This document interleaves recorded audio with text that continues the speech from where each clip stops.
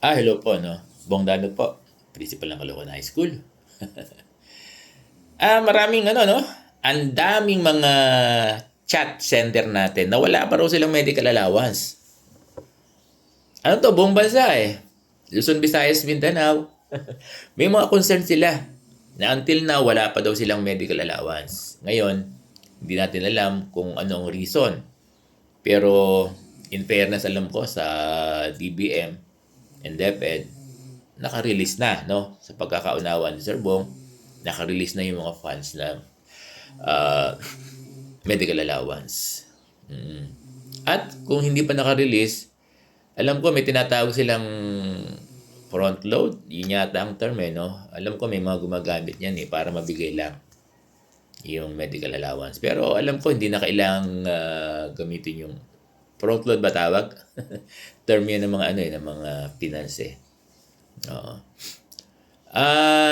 Kasi po, ang sabi kasi first quarter lang ng fiscal year ibibigay yung medical allowance, no? January wala pa kasi pwede naman. February, pero March dapat. Ang March ay tila na lang. Till Tuesday. So kung hindi mabibigay ng division office, so hindi tayo nagko-comply, hindi po kayo nagko-comply doon sa directive ng issuance of medical allowance. Dapat yung mga division offices natin buong bansa na hindi pa nakakapagbigay ng medical allowance, dapat po maibigay. Di ba? Dapat maibigay yung medical allowance sa mga guro. Kasi nadideprive yung mga guro kung nadidelay. Kung ibibigay nyo pa yan ng April, aanin pa nga naman, di ba? Yung damo, kung patay na yung kabayo. Pwedeng ganun eh. Yan yung sinasabi palagi ng mga teachers. Kaya yung isang araw na delay po, no? Ay nakakalungkot. Kaya dapat, sinabi kong March 31, till. Pero hindi ko naman sinabi na after March 31 na hindi na pwede magbigay. Kaya lang, sobrang delay na.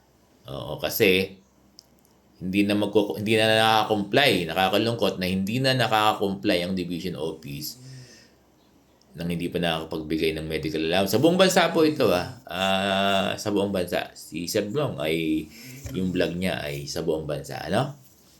So again po, yung pakiusap natin sa ating mga division offices, sa ating mga schools division superintendent, Luzon, Visayas, Mindanao, napakadami po natin mga guro na nagchat-chat na wala pa raw silang medical allowance. So yung mga guro natin ay baon sa utang, di ba?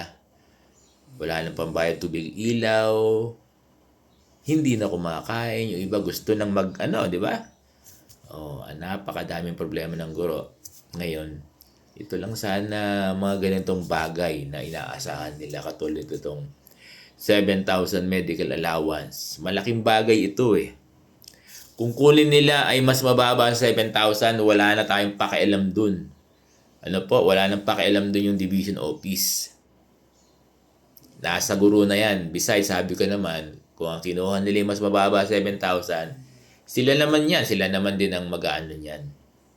Kung ano man yung kinahintatnan ng kukunin nilang mas mababa. Kaya lang, intindihin natin sila. Nangangailangan yung mga guro eh. Nangangailangan sila. Kung kunin ba nila yung 200, wala nang tayong pakialam. Wala nang pakialam yung division office. Diba? Basta po sana maibigay ng hanggang Tuesday na lang yung March.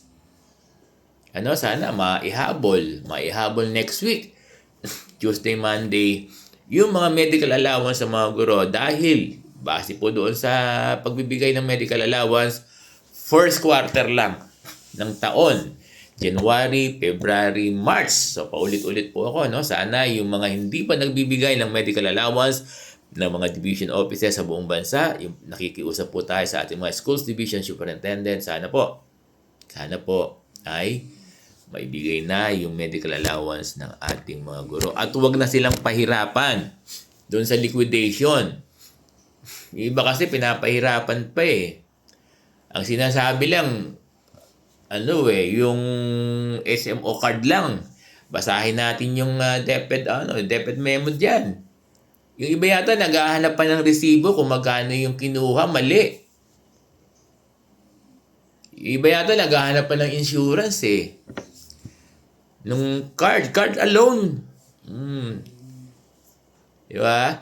Or kung kinakailangan ng proof ng insurance, kasi card, ako hindi pa kami nabibigay ng ano eh. Pero nagagamit na yung card. Bakit naman kami card pa lang yung binibigay sa group? Okay lang.